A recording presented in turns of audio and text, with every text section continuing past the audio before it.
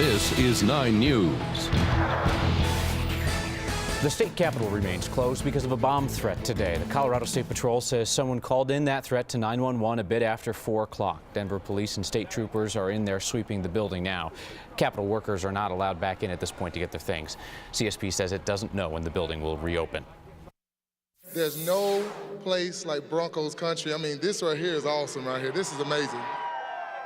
And fans proved it. Hundreds of thousands of them greeted the team and celebrated the Super Bowl 50 victory in grand style. A parade through downtown and a packed rally at Civic Center Park. The view from Sky 9 showed the people who made up a moving mass of orange, blue, and white. Some fans showing up as early as 5 a.m. to stake out a spot. The celebration and parade started at Union Station. Players and the team staff made their way to Civic Center Park. There's the fire truck carrying Annabelle Bolin up front with the Lombardi Trophy. Super Bowl MVP Von Miller was on the same ride, along with quarterback Peyton Manning. DeMarcus Ware was there as well. Fans were 20 to 30 deep in some places along the route. 9 News reporter Steve Steger was along the parade route, catching up with fans.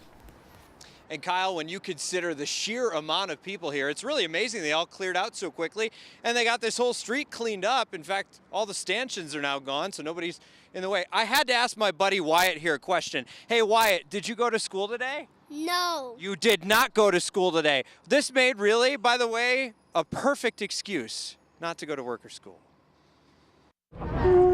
It's safe to say we've now heard them all. I don't work on Tuesdays. You don't work on Tuesdays? I make my own schedule. How lucky are you? Yeah, just like the rest of Denver. Excuses were about as easy to come by as the color orange today on Broadway. You have a job? Yes. How'd you get out of it to come here? Don't tell the boss. We call off and we say that we need to come and watch the guys. Yeah? Oh, you didn't even say they were sick or anything. Oh, no, we just say, we need to come. This is one in a lifetime. A lot of kiddos missed school. Some did their best to shy away from the spotlight, while others didn't mind telling it like it is, at least to us. We called the school and we told them that we're sick. That's not to say they weren't doing some kind of work. I'm writing all the letters to spell Go Broncos. See? She's working on handwriting. Besides, who could miss this? A chance to celebrate with the team, see the trophy, be proud? Isn't that the best excuse of all? I went in and I let everyone know the Bronco parade's happening and Broncos are #1. That's where I'm going to be. That's a pretty good excuse, isn't it, Wyatt? Yes. There you go. That's a great excuse. And so, by the way, DPD tweeted this afternoon, said despite this huge crowd, it was absolutely calm out here. They only made 1 arrest, and it was for someone who made a threat against someone else. But, Kyle, you got to admit, for a crowd that size, 1 arrest is not bad. Oh, absolutely. I mean, the crowd was just, everybody was so happy and so calm all day long. It was a lot of fun. Just a pleasure to be a part of. Steve, thank you. You know, the celebration wasn't even over today before some players started talking about next season. Can you go back next year and do it again? I think so. I mean, back to back, right? Von Miller's prediction of a 4th Super Bowl title in the Mile High City. Boy, the crowd loved the sound of that. The rally ended a bit sooner than expected today. We honestly didn't hear all that much from the players and coaches. When the party wrapped, confetti flew through the air and orange balloons were released around the city and county building. When that many people are in one place, it takes some time to get from point A to point B. Traffic and long lines were the norm this morning and in the afternoon. I-25 bumper to bumper shortly after the parade ended. It was smooth sailing primarily, though, for drivers headed north. The parade traffic did bleed into the work commute home.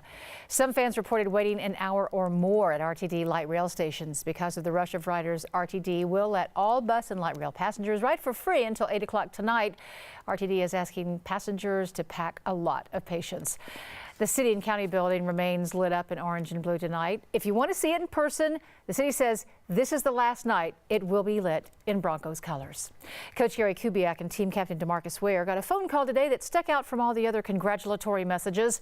President Obama had a conversation with each of them and told them he looks forward to the team's White House visit so he can congratulate them in person.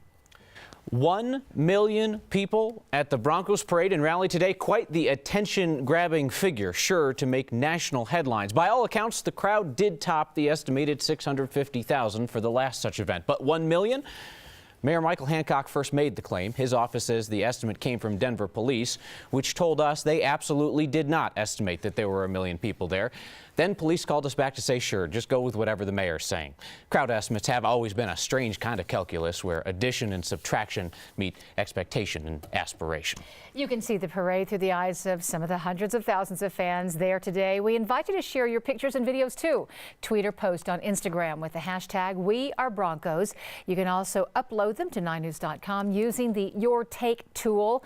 And while you're there, check out our extended coverage online. We have more video and highlights and photo galleries of today's big celebration. A Mesa County deputy who was shot by a teenager yesterday is not going to survive. The sheriff's office says Deputy Derek Gear will be taken off life support after a final act of service. Organ donation. This is truly a tragedy for us. And the deputy that was injured today is 40 years old. He has a wife. He has a 13-year-old and an 11-year-old kid. Investigators say Deputy Gear was shot several times by a 17-year-old. He was responding to a call about an armed suspicious teenager in Grand Junction. The suspect ran when the deputy tried to arrest him. Gear fired his taser, and police say the teenager fired back multiple times. Can I have an officer down? I have a wound to the face, bleeding heavily. 15, I need an ambulance. Copy, we're getting an ambulance. Deputies arrested the teenager about an hour after the shooting. They're not identifying him at this point. Deputy Gear's family issued a statement today saying, quote, "Our hearts are broken as we begin the process of grieving the tremendous loss of Derek, our husband, father, son, and friend. The love and support that's poured out to our family over the last 24 hours is humbling." Gear's a Navy veteran. He'd served with the Mesa County Sheriff's Office since 2001. An Amber Alert out of New Mexico ended in southern Colorado. It ended with a chase and crash around 7 a.m. near Walsenburg. Albuquerque police had issued an Amber Alert for a 2-year-old girl who they say had been kidnapped by her father, 19-year-old Ramiro Tirado. State troopers saw Tirado's vehicle headed north on I-25 into Colorado. They say they tried to pull him over when he took off, heading speeds of more than 100 miles per hour. Troopers pursued, later deploying stop sticks. The vehicle rolled and ejected Tirado and his daughter. We wanted to make sure that we kept the visual contact with this vehicle. You know, in that type of speed, it's hard to Monday morning quarterback and say that you would have done it a different way. But we have to keep visual on that vehicle for the safety of that child, and make sure that we don't lose sight of that person. CSP says the little girl and her father both suffered what they describe as moderate injuries. The girl was airlifted to Children's Hospital in Aurora. Tirado was taken to a hospital in Pueblo. CSP says charges are pending. New Hampshire's first in the nation primaries are delivering, as expected, victories for Bernie Sanders and Donald Trump. The Associated Press and NBC News are making that call early. Polling locations reported long lines and a big turnout today. Of course, then you start to look down the rankings to see who makes an unexpectedly strong showing in the Republican race. That could have an impact there. We're going to have to wait for later tonight for that. Picture. Yep. The latest gas forecast for 2016 will come as good news for drivers. Plus, a new team, including Colorado doctors, the military, and athletes, is tackling concussions. It's been a quiet 15 years for concerts at Folsom Field. This summer, Boulder gets its biggest venue back.